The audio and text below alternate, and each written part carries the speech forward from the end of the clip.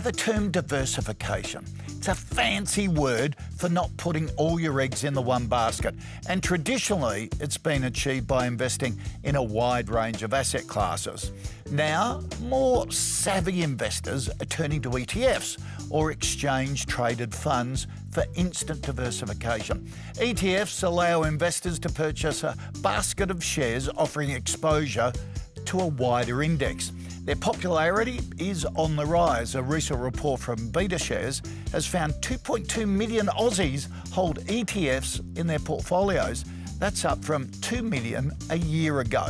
So how can we build a diversified portfolio using ETFs? Well, Andrew Wielandt, Director of DP Wealth Advisory, I refer to him as the ETF Whisperer, joins me now. Andrew, how are you? Thanks, Hoshi.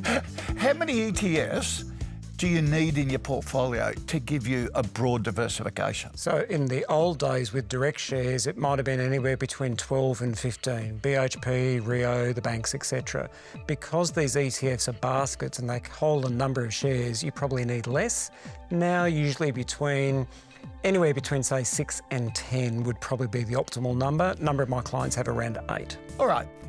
Give us your top 4 ETFs to give us that diversification. Remembering everyone's different, everyone has a risk profile, but what are the 4 you like? It's almost like trying to name your favourite child, Koshi. So the first one would be from Vanguard VAS. And so what VAS does is it just owns the top 300 companies in Australia.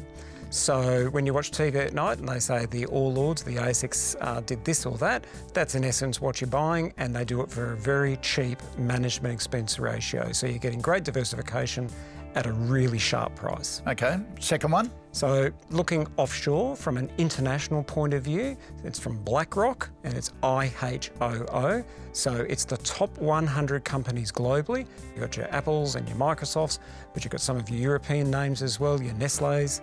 But you're also getting protection from the dollar moving around. Okay, number 3? So it's a fixed interest snoozy one, but for some people, fixed interest is really important. And we've had a 1 in 15, 1 in 20 year high with interest rates, which is not great if you're a homeowner or a borrower, but if you've been with term deposits, that's great. Interest rates are now starting to fall, so you probably need to be a little bit smarter. So TACT from Janus Henderson, and it's got an eclectic mix of cash and bonds and fixed interest. So instead of you sort of just going down to the local NAB branch or the local ANZ branch and trying to get the best term deposit rate, Janus Henderson are managing this fixed interest basket for you. Okay, so your 4th one.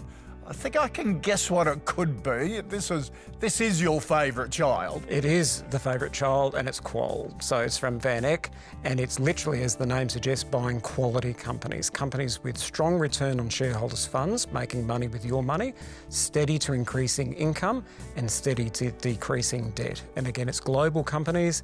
It's predominantly US-based because a lot of the names are tech, companies like Microsoft and Apple and Meta, but it's performed incredibly well over a long period of time. Well, ETFs are really popular with younger investors, not so much oldies. Mature, Koshi. Yeah, mature.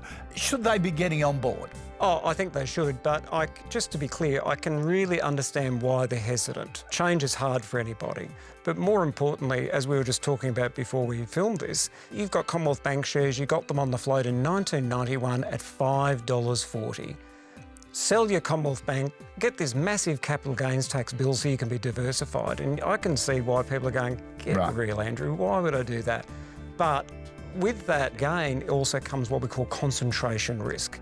So what we're trying to do is get people to be diversified, and you can have an Australian ETF, which has got some diversification, just like my 4 favourite children. Right. Australian, international, fixed interest, and some technology or some quality. And that way you've got that diversification. So it doesn't mean you have to get rid of all of your direct shares, but just have a portion there to give you less diversification risk, a smoother return. And in particular, in this uncertain world, it's not a bad thing to be thinking about. Absolutely. Whisperer, always good to have you on board. Thanks, Hoshi.